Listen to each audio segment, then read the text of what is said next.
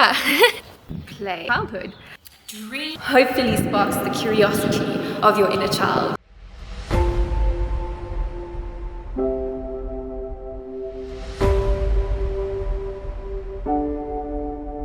So today my title is the dreams of your inner child. And I know this sounds like, what am I even going to talk about? But trust me, I've done my journaling, I've done my research, I've done my brainstorming, and I have come up with something for you to listen to that hopefully sparks the curiosity of your inner child. You know, if you're watching this, your inner child approved. Okay, so what is the inner child? I know, like, for some people they're like, your inner child work again. No, teacher Kara, why are we doing inner child work again? Because, you know, your child just never grows up. But the reason, like, for people that are new to what the inner child is, or what it is, or people who are just struggling to comprehend what the inner child is, like, my personal definition or my personal understanding is it's a consciousness of your younger self, like where you were like from naught to, I don't know, childhood, like teenage, because there's your inner teenager. We won't even get there, that's like a whole nother topic. From naught to, I think it's 12 years old, and it's an accumulation of all your consciousness, all your memories, and like the psychology of your inner child, of your childhood. So I'm gonna have like so many pauses in this video because I'm like, I have to think. I should have my script here. I mean, I sat with ChatGPT and I brainstormed this, and I was like, girl, you got this. ChatGPT hyped me up and was like, girl, you got this, you know, just be yourself. And then now I'm on camera and I'm like, Kara, you should have like not mentally taken notes. You should have you shouldn't written it down. So like, we can always improve, and that is my feedback for my next video. And the inner child communicates with us, you know, like, you know, I often go back to this metaphor of like, you know, as a child you don't have like words to communicate. Like, the inner child usually communicates through I don't know, it will communicate through symbols, it will communicate through expression, it will communicate through like body language, it'll communicate to you like you would see a visual in your head and you're like, oh my gosh, this is a memory. That's like your inner child saying, hey, I got something to tell you, or like shared your like spiritual Facebook where like your inner child shared a memory. Shared memory. So your inner child is still alive. It's a consciousness, and just like a spirit, like you have the spirit of the Mona Lisa, you know, she lives on, she's endless and she's eternal. Your inner child has that same effect. And basically yeah, it's a good way to connect with yourself if you are very passionate about self-discovery, understanding yourself, healing childhood trauma, trying to find your joy again. This is a good way to start, is to connect to your inner child, to become playful again. I am like very playful. I get comments that you're so playful, and I'm like, it's because I connect with my inner child a lot. And you know, like, I know some people will say, Kara, you're being immature, but I'm like, you know, this is my joy, this is my happiness. Don't be coming shadow projecting on me. Yeah, so I've been working with the inner child since 2019, so I am a professional inner child analyst. I have 19, 20, 21, 22, 23, 24, 5.5 years of experience with this consciousness, or with this understanding. And my inner child has gone through many patterns. Like, when I first found out about the inner child, it was just like, you know, those, I can't even actually remember. My inner child has to, like, my inner teenager or my young adult has to send me some spiritual memories and be like, Kara, remember when you were first introduced? I think I was like going through, I did a workshop, and then like I got into like this twin flame course, and they were like, to unite with your twin flame, you need to heal your inner child. then my inner child developed into like I became the mother of my inner child, so reparenting my inner child. And then lastly, like my inner child became my future child, if this makes sense. Now I know what, Kyra, what did you just say? So my inner child used to be female. It used to be me. It used to be my younger self, and then it manifested as a connection to my child that I'm supposed to have in the future. Like if this future is in this lifetime or if it's in the next lifetime, my future baby, and my future baby's a boy, so like I feel the spirit of him, and he is basically my inner child coming out, because as a female I get to birth a child, and my inner child is my baby. Yeah, so a lot of people have birthed their inner child and now they are they're in physical form, but like while you're working with the inner child, you can like get in tune with the spirit, get in tune. Like I truly believe that your spirit children are connected to you from times and times ago. So like before they're even born, you can connect with your spirit children, because they are wherever they are in heaven. I mean, I think mine are in the clouds. Like I call my little child, his name is Eros, and like Eros, and he's very like me. I don't know who his father is. You know, I haven't had a baby yet, so his father's non-existent. You know, we're still recruiting. We're still recruiting. So I call him Eros, and he's the god of passion. So I know when like I'm feeling like I'm struggling with passion, I know my child, the spirit of my child like comes through and it's like, let me reconnect you to your passion. So my inner child is the embodiment of passion. So maybe one day when I have my child, his name will be Eros, or middle name, depending on like what my spouse says, or if he has a say. No, I'm joking. Because he has a say in something, but I'm like so determined on this name. So like it's like how your name gets chosen, you know. Like I genuinely asked my inner child through prayer, like, what do you want your name to be? And he told me Eros. You know, he also told me agape. He wanted his middle name to be agape, and agape is the love of humanity. But then I was like very stubborn with him, and I was just like, no. So the whole point of this is to build a relationship with your inner child. You know, I have a very lively or inner world, and my relationship with my inner child is, I don't know, he's not necessarily how do I explain this?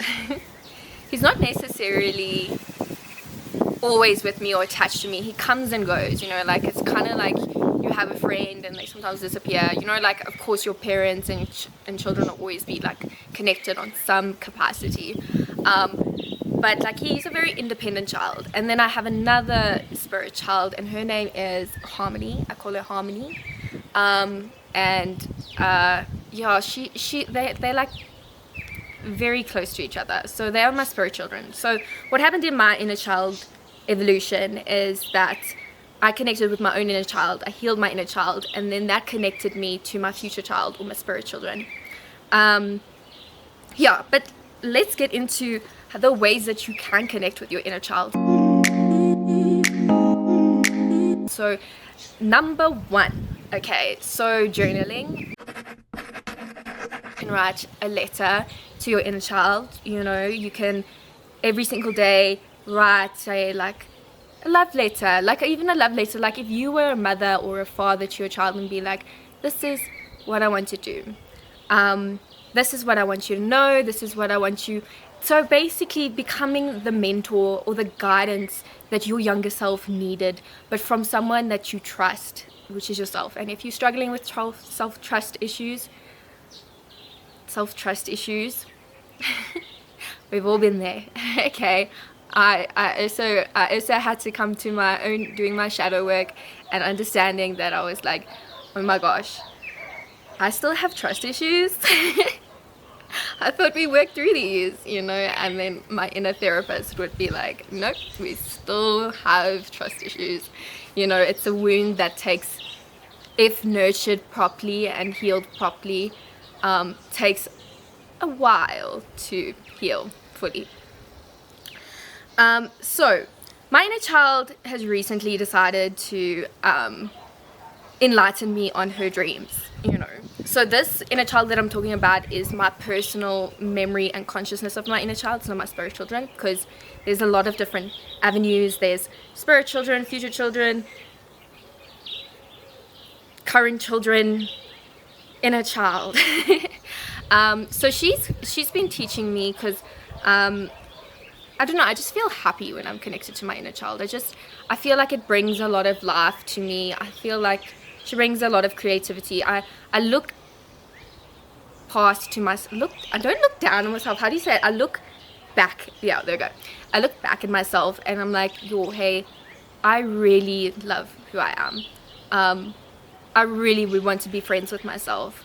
I really admire who I am, and this has come through a lot of years of self-love. I mean, not a lot of years. I mean, I think it's been 6 years. It's not a lot of years. I'm not like a 20 a ladybug just landed on my camera, and a ladybug is Mother Mary's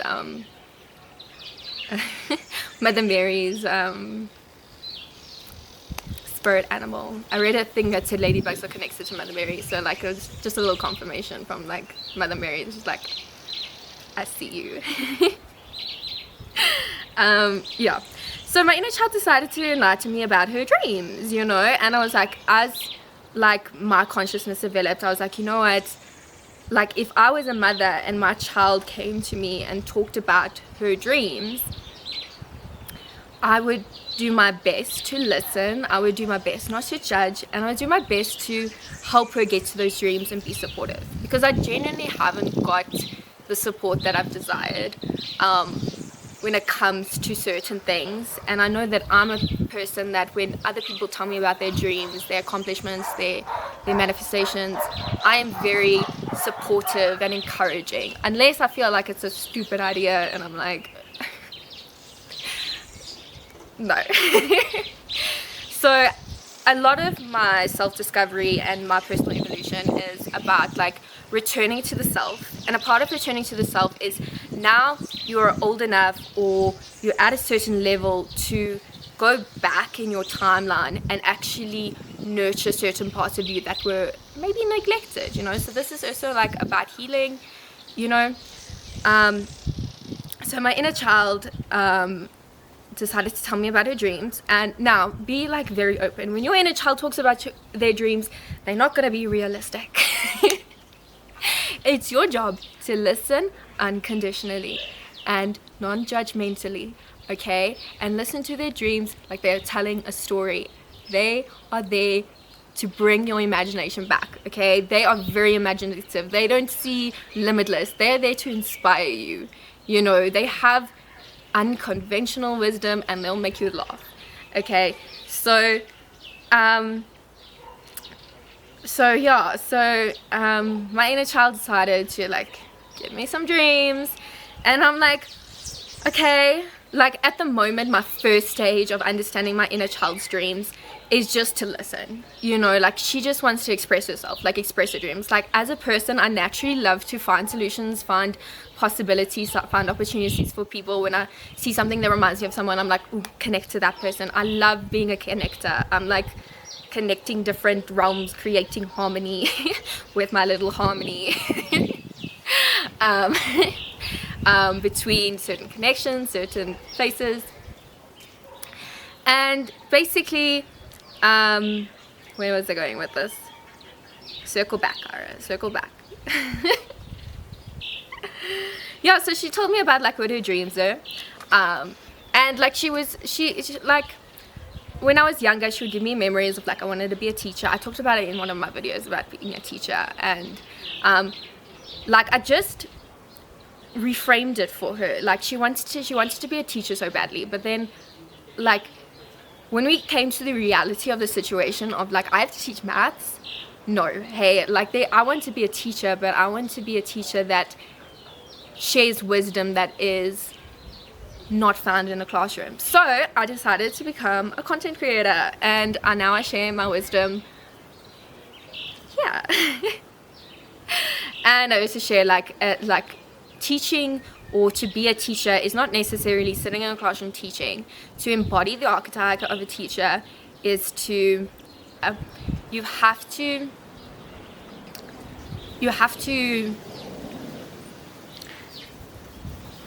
be a seeker of wisdom and have the passion to share that. And that is exactly what my inner child communicates. Like, you know, she just wants to be a teacher because she loves guiding people. She loves sharing wisdom. She feels like she has a lot of wisdom to share. So making my inner child's dream as a reality is showing up as, you know, they say like, step into the person you're meant to be. So start acting like that role today, you know. So the nice thing, the hard thing about my inner child personally is she likes to be a lot of different things. Like when you're like a child, you're an astronaut the one day, you're a doctor the next, you know, you're a wife the next, you know. So I would just encourage you to listen to your inner child's dreams. You know, we all have a dream. Number 2 is opening up prayer or a conversation with your inner child. So like that could be talking to your inner child in a prayer format, or if you just like to talk aloud, you know, understand that your inner child guides you just as much as you are guiding it. You know, there's no, the inner child is lower and the older self is higher. In my reality, we're all on an equal stance, you know. She has her opinion, she can veto. I have my opinion and you can veto. I can veto. Okay, number 3 would be play. I think play, like reconnecting with like play, like doing things that are fun, doing things that you're passionate about, doing things that you like, this makes me happy. Number 4 would be looking at old photos of yourself. And this might just be patient with yourself, you know. When you look at this might bring up emotions, this might bring up memories, but looking at photos of yourself can bring back certain memories of like how you felt, you know. And this, please be gentle with yourself, because maybe some of us didn't have the best childhood. Some parts of our childhood we choose not to remember, and sometimes to heal we have to look at the wound, and sometimes the wound isn't a pretty thing, okay, but to heal we got to acknowledge, so that we can move forward and we can guide our inner child to a new timeline. And lastly, connecting to what your younger child used to do. You know, so for example, like I was very creative when I was younger. So whenever I'm creating, I feel like my inner child is like, my inner cheerleader saying, yes, we get to create. Or when I am like talking, like I love to talk, I love to communicate, I feel like it feeds my inner child. So sometimes to connect to your inner child, another way is to go back and see like, what did you used to do as a child? Like what did you used to do? And like maybe incorporate those little things into your day, you know. Like maybe it could be something as simple as you had a childhood friend, and connecting with them could reconnect you with your inner child, you know. Your inner child is one of the guides on your inner account. So anyways, I just hope that you spend time just reconnecting with your inner child. And if you want to, please share a memory down in the comments of your inner child or your favorite childhood memory. And if you would love more content on how to heal your inner child, how to communicate with your inner child, or how to connect with your inner child, drop a comment down below. Lots of love.